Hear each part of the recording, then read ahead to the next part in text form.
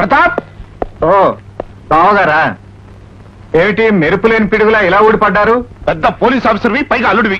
అండదండగా ఉంటావు అనుకున్నాను, కానీ ఇలా అడుగడుగున అడ్డు తగులుతావు అనుకోలేదు. ఇప్పుడు ఏమైంది? ఏమైందా? నువ్వే చదువుకో. ఈగిల్ బిల్డర్స్ పెద్దన్నను ఏసీపీ ప్రతాప్ ఆధ్వర్యంలో పోలీసులు అరెస్ట్ చేశారు. ఇది చెప్పడానికి ఇంత దూరం వచ్చారు.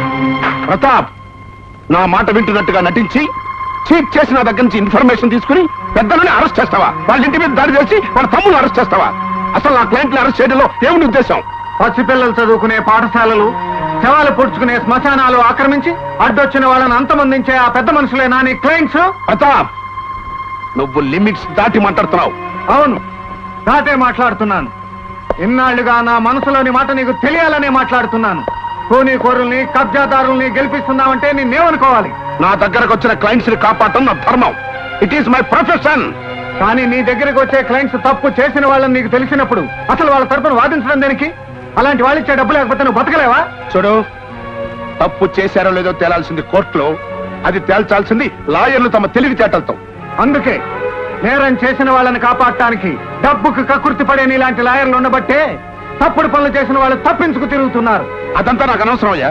నా వృత్తే నాకు ముఖ్యం. That's all. అయితే ఇప్పుడు ఇక్కడికి ఎందుకు వచ్చినట్టు? మన చుట్టరికాన్ని ఉపయోగించి నా వృత్తి చెడగొట్టడానికా? కాదు, పిల్లనిచ్చిన మామగా నీ అక్కకి మొగుడుగా ఒక సలహా ఇచ్చేద్దామని వచ్చాను. నీ సలహా ఏమిటో నాకు తెలుసు. నీ నెత్తిటి కొట్లో నాకు భాగం పంచాలనుకుంటున్నావు, అంతేగా? ప్రతాప్, లోకం పొగడ తెలుసుకోకుండా మాట్లాడకు. ఇరుసుకు అందరి వేస్తేనే గాని ఈశ్వరుడు బండైనా కదలదన్నారయ్యా. ఆఫ్టర్ ఆల్ మానవ మాత్రం మనమెంత. చూడు, నీతి నిజాయితీ అంటూ కూర్చోక అందిన వరకు పుచ్చుకో. దర్జాగా బతకడం నేర్చుకో. ఇప్పుడు నేను హాయిగా దర్జాగానే బతుకుతున్నాను. లేనిపోని ఆశలు కల్పించి నన్ను ముళ్ళబాట్లోకి లాగాలని చూడొద్దు. నీతో నాకు వాదన అనవసరం అయ్యా. నువ్వు అరెస్ట్ చేసిన నా క్లయింట్స్ ని విడిచి పెడతావా లేదా? నువ్వు అరిచి గీపెట్టిన వాళ్ళని వదలను. జన్మలో వాళ్ళు మళ్ళీ ఇలాంటి పనులు చేయకుండా చేస్తాను. నువ్వు జన్మలో నాకెదురు రాకుండా నిన్ను నేను చేయగలను. ఈ విశ్వనాథం క్యాలిబర్ ఏంటో కోర్టులో చూపిస్తా. అదే చూద్దాం.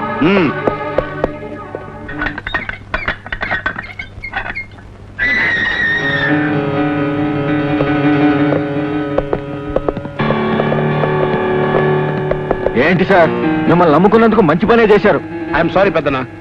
అయినా అరెస్ట్ అయిన వాడల్లా అపరాధి కాడయ్యా.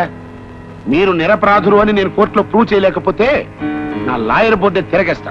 పదండి, చేయాల్సిన పనులు చాలా ఉన్నాయి.